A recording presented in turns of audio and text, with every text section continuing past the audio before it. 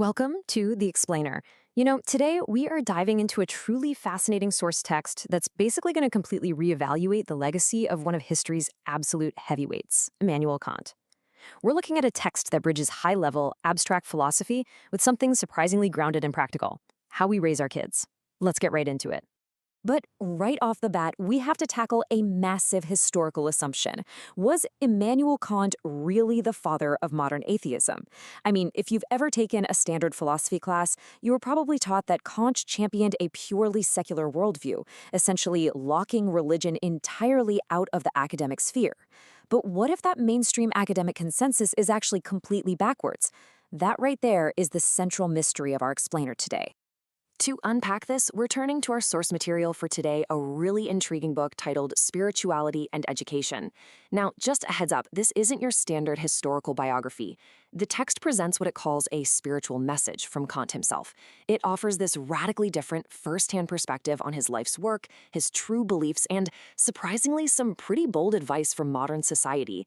Regardless of your personal take on spiritual messages, the arguments laid out here provide a completely unique lens for looking at Kant's philosophy. So, here's our agenda for today, bridging that gap between philosophy and child-rearing. Number 1, the misunderstood philosopher. 2, faith, reason, and asceticism. 3, rebutting materialistic myths. 4, early childhood and morality. And 5, the genius education model. All right, section 1, the misunderstood philosopher. We're going to reevaluate Kant's legacy and explore this massive gap between what Kant supposedly intended and how modern society currently interprets him.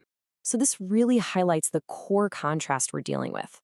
On one hand, we have the materialist myth. That's the widely held assumption that Kant's work proved humans just invented God, pushing us toward pure secularism. But the source reality presented in our text, it claims Kant actually possessed a profound, explicit belief in the spiritual realm and a very deep, personal interest in religion. He wasn't out to destroy faith at all. He was, apparently, a deeply spiritual man. Moving on to section 2, faith, reason, and asceticism.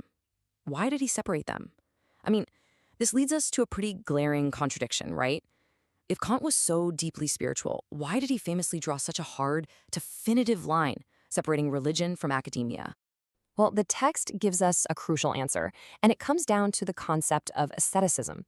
It explains that Kant separated the two not because he didn't believe, but as an incredibly strict, almost monastic discipline.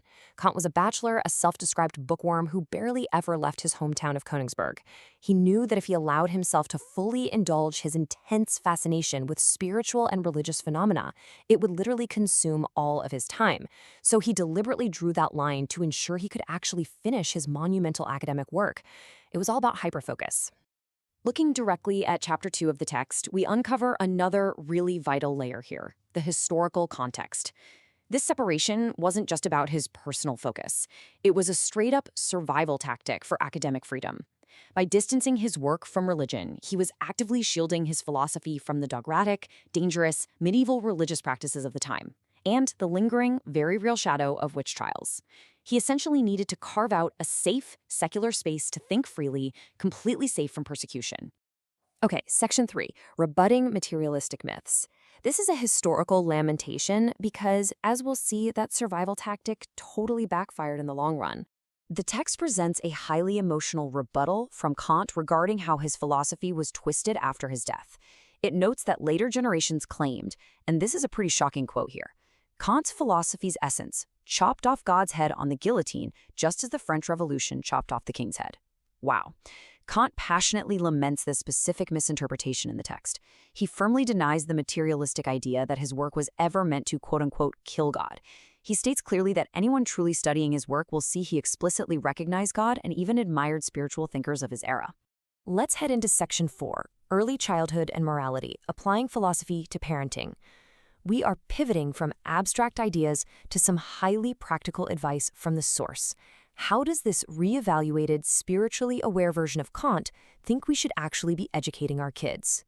The text lays out a really clear chronological framework for early education. Step 1 is absolute. You have to instill the strict values of good and evil early on. You can't just let a kid figure out their own morals from scratch, right? You have to teach them right from wrong. But, and this is super important, step 2, you must build their immunity to the irrationalities of the real world. You can't just leave them in this bubble of pure, innocent moral perfection.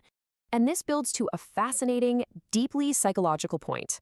The text warns that if a child is raised to be too pure, too angelic, they simply won't have the immunity needed to survive the muddy waters, as the text puts it, of the real world. If you shield them completely, the shock of human irrationality and cruelty when they enter public school or wider society is just going to be way too much. They risk severe social maladaptation or even becoming completely withdrawn shut-ins. Basically, you have to expose them to a little bit of those muddy waters so they can build up a strong emotional immune system. That brings us to Section 5, the Genius Education Model, looking at lessons from history. How do we actually balance giving a child a rock-solid moral foundation without making them too fragile for reality? Well, the text anchors this concept historically by pointing to the Jewish model of education as a blueprint for cultivating what it calls a genius. It raises the question, why do such a disproportionate number of Nobel laureates and groundbreaking thinkers come from this specific background? The source points to a key practice: parents repeatedly reading the Old Testament to their children from an incredibly young age.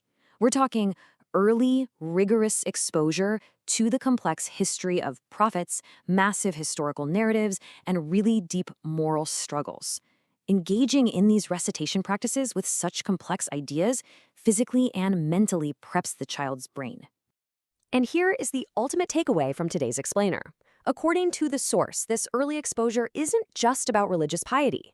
Reading these profound historical and spiritual texts leaves high-level vibrations in the young brain. Even if a toddler doesn't understand every single word, the sheer complexity and the spiritual weight of the material stimulates their brain in unique ways. It acts like a seed. Later in life, when that child enters the academic or professional world, that foundation allows them to receive massive inspiration and unlock the highest levels of creative and intellectual genius. It's literally a mental workout, prepping them for greatness. Which really leaves us with a ton to think about regarding our modern, mostly secular education systems. By entirely removing spiritual and deep moral histories from early childhood, are we actually stunting our children's potential? Are we sacrificing the moral and spiritual foundations required to raise a true genius just to make sure everyone meets an average standardized test score? It's a hugely provocative question, and one that completely changes how we view both Kant's legacy and our own future. Thanks for joining me on The Explainer today, and keep questioning the world around you.